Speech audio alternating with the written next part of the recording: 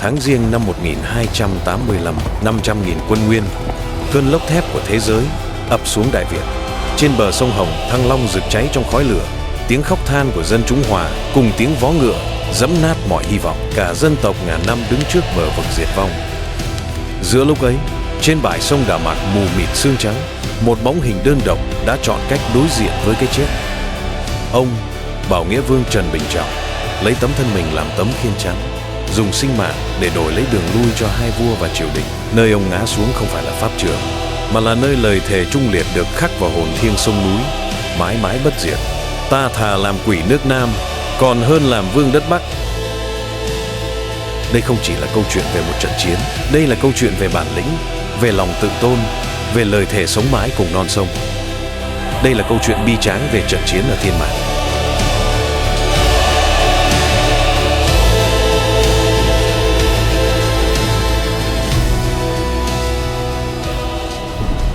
Sông Hồng, dòng sông đã ôm ấp Thăng Long, đã chở che kinh thành của Đại Việt, nay đang gầm thét như một con thú bị thương. Từ phía thượng nguồn, một luồng khói đen khổng lồ cuộn lên trời, báo hiệu tai họa đang ập tới. Hạm đội của Mông Nguyên, dưới sự chỉ huy của Lý Hằng và Ô Mã Nhi, tựa như một đàn kiến khổng lồ, đen đặc và tàn bạo, đang cuồn cuộn xuôi dòng. Nắng tháng Giêng chiếu rọi vào làn nước đỏ, nhưng trên bầu trời, một đám mây đen vần vũ, như báo trước một cơn bão kinh hoàng sắp xảy ra. Đà Mạc, còn gọi là Thiên Mạc, một cồn bãi lớn trên sông Hồng. Nơi này thuộc Khoái Châu, Hưng Yên, đối diện vùng Phú Xuyên, Hà Nội. Tại đây dòng sông chia thành hai nhánh, Tả Thiên Mạc rộng và chảy xiết, Hữu Thiên Mạc nhỏ hẹp, lau sậy mọc tùm, như một cái bẫy thiên nhiên đang chờ đợi con mồi. Vào một buổi sáng mù sương, khi cơn mưa rào đầu mùa đã tạnh, để lại hơi sương ẩm ướt và trĩu nặng trên từng tàu lá, từng cành lau sậy, bầu trời âm u, mờ đục nhuộm một màu tang thương cho dòng sông. Từ phía thượng nguồn, tiếng trống Mông Nguyên vang vọng, rền vang cả một khoảnh trời, báo hiệu sự xuất hiện của một cơn lốc thép khổng lồ. Đoàn thuyền của giặc như những con quái vật bằng gỗ, sơn đen, to lớn và hung tợn. Những chiếc buồm khổng lồ no gió, hạm đội Nguyên tiến thẳng xuống, nghiền nát mọi thứ trên đường đi của chúng. Nhưng bỗng nhiên, từ nhánh sông Hữu Thiên Mạc nhỏ hẹp, một đội thuyền nhỏ của Đại Việt xuất hiện, chỉ vỏn vẹn 100 chiếc. Chúng tựa như những chiếc lá tre dũng cảm bơi ra, đối đầu với đàn cá voi hung hãn. Người đứng đầu đội quân ấy, Bảo Nghĩa Vương Trần Bình Trọng, thân mặc chiến bào, ánh mắt kiên định, bình thản nhìn về phía kẻ thù.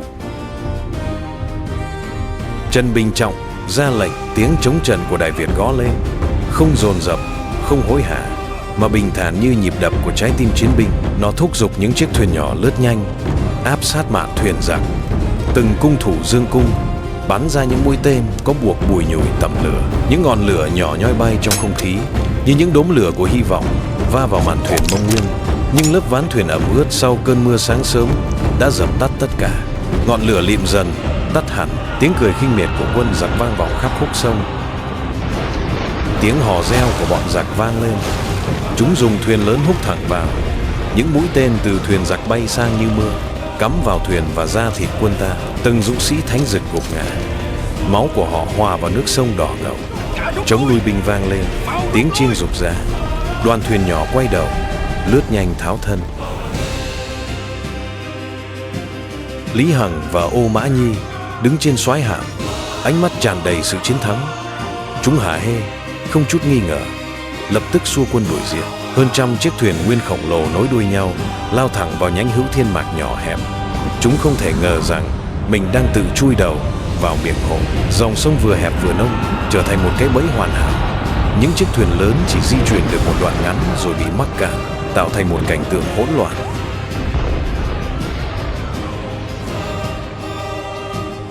Đúng lúc đó, trên bãi Đà Mạc và hai bên bờ sông, hàng ngàn dũng sĩ thánh dực bất ngờ bật dậy từ lòng đất. Tiếng trống trần lại vang lên, nhưng lần này không phải là tiếng trống lui binh, mà là tiếng trống của sự quyết tử, của sự phục thủ. Từ trong những bụi lau sậy, câu liêm, móc sắt bay ra, ghim chặt vào mạn thuyền Nguyên. Các chiến binh thánh dực leo thoăn thoắt, lao vào cận chiến. Không gian chật hẹp, những lưỡi gươm loang loáng, máu phun thành dòng, tiếng la hét xé toạc màn sương mờ mịt. Trần Bình Trọng với ánh mắt rực lửa, nhìn thấy những chiếc thuyền giặc ở giữa dòng đang cố gắng thoát ra khỏi khúc sông hẹp. Ông ra lệnh cho thủy quân quay lại, dùng chính những chiếc thuyền nhỏ đã bị thương của mình để bịt kín cửa sông. Từng chiếc thuyền bị chặn ngang, thả neo tại chỗ, tạo thành một hàng rào kiên cố. Đám thuyền giặc lớn lao vào hàng rào này, không thể tiến cũng không thể lùi. Cuộc phản công bất ngờ của Bảo Nghĩa Vương đã tiêu diệt quá nửa hạm đội Nguyên trên nhánh sông hẹp. Nhưng đó cũng là lúc quân Khoan Triệt ập đến, bao vây ông và đội quân của mình. Bọn giáp sĩ Nguyên Mông bắt đầu dàn trận, ngả người nấp sau cổ ngựa, những cánh cung cong gần mình. Từng mũi tên sát lạnh bay vụt qua bụng ngựa, lao thẳng vào đội hình quân Thánh Dực. Nhưng quân ta vẫn giữ vững đội hình, không một tiếng động, sừng sững như một tòa thành bằng thép vô hình. Từng chiến sĩ bị trúng tên đều được thế chân ngay lập tức, đội hình vẫn vững chãi đến lạ thường. Khoan Triệt, một trong những xạ thủ tài ba của Mông Nguyên, tức giận toát mồ hôi. Hắn trổ hết tài nghệ, nhưng tất cả đều vô vọng. Hắn loay hoay mãi, vẫn không tìm nổi một kẽ hở nào để có thể tấn công vào. Bọn giặc Nguyên dạt mình xuống, nấp sau đầu ngựa. Cả đoàn ngựa chồm tới, lao thẳng vào hàng khiên như một con sóng dữ đang muốn xé toạc bờ đê. Đúng lúc ấy, tiếng chống trận của Đại Việt vang lên. Những người lính túc về quân Thánh Dực đã ra tay. Hàng loạt cung thủ, những tay cung cứng của Đại Việt bắn ra những mũi tên rất nhanh và rất trụ, nhắm vào cả bọn giặc và đàn ngựa chiến của chúng. Một số tên ngã ngựa, trong khi bọn sống sót hoảng hốt bỏ chạy trước những loạt tên như mưa từ hàng khiên bắn ra.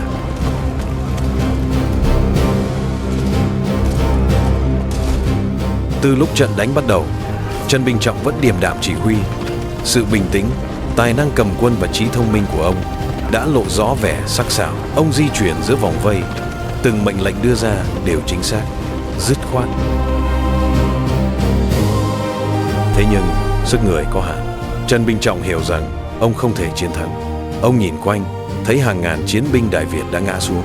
Ông đưa ra một quyết định tột cùng của sự hy sinh. Trên cồn cát trống trải, Trần Bình Trọng và những chiến binh cuối cùng của mình đã bị cô lập. Tiếng gươm giáo chạm nhau, tiếng la hét thảm thiết, tiếng máu nhỏ giọt trên mặt cát lạnh lẽo. Vị tướng Đông A bị trúng tên vào vai, máu tuôn xối xả. Ông nhìn quanh, chỉ còn chưa đầy 100 chiến binh. Ông ra lệnh cho họ: những người biết bơi hãy vượt sông sang bờ trái, những người không biết bơi hãy ở lại với ta, cản bước giặc. 60 tráng sĩ gạt nước mắt, cúi đầu lạy tạ, rồi lao ra sông. Trần Bình Trọng cưỡi ngựa, dẫn theo vài chục người còn lại, xông thẳng về phía quân địch. Cuộc chiến không cân sức diễn ra. Từng chiến binh ngã xuống, máu của họ thấm đỏ mặt cát. Giữa vòng vây, tướng giặc dùng thòng lọng giật ông ngã ngựa, bắt sống ông.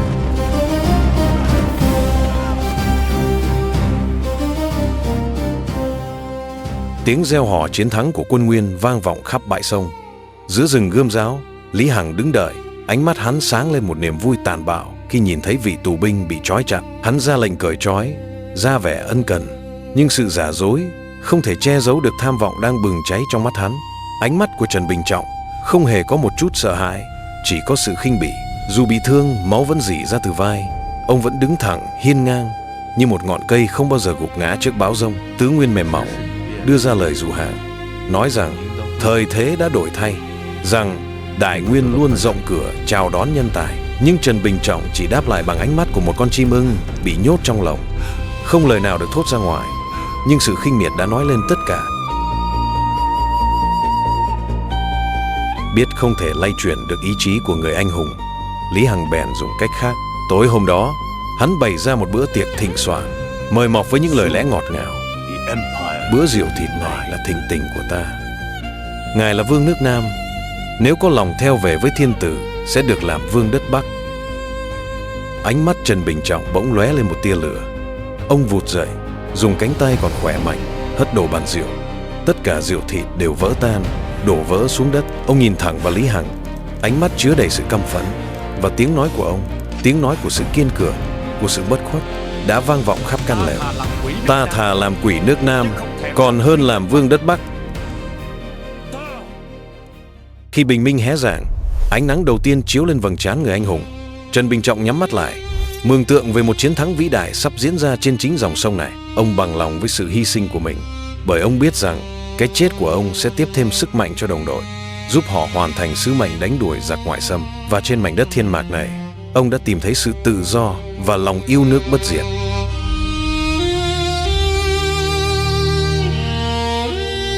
Máu của Bảo Nghĩa Vương Trần Bình Trọng chưa kịp khô trên bãi sông Đà Mạc thì tin tức về sự hy sinh oanh liệt của ông đã truyền về đến hành cung thiên trường. Giữa lúc toàn dân chìm trong nỗi đau thương, triều đình nhà Trần đã kịp thời nhìn ra một chân lý. Cái chết của một anh hùng đã tạo nên một cơ hội ngàn vàng. Thoát Hoan vẫn án binh bất động, ngạo mạn chờ đợi một cuộc chiến quyết định. Nhưng hắn không thể ngờ rằng cuộc chiến đã thay đổi. Thế trận lưỡng đầu Thọ Địch không còn thuộc về Đại Việt, mà đã dịch chuyển sang phía kẻ thù.